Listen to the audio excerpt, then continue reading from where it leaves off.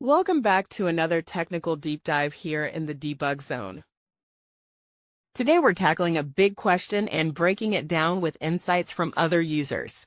Hopefully this clears up some misconceptions and helps you get the answer you need.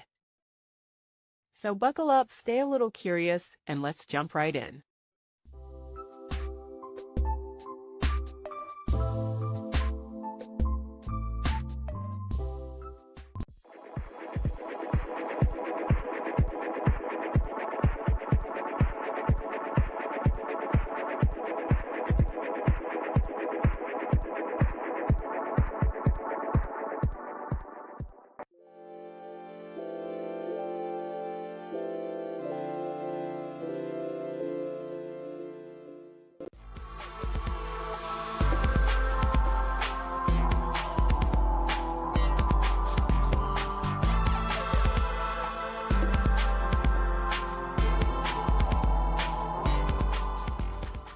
And that's a wrap.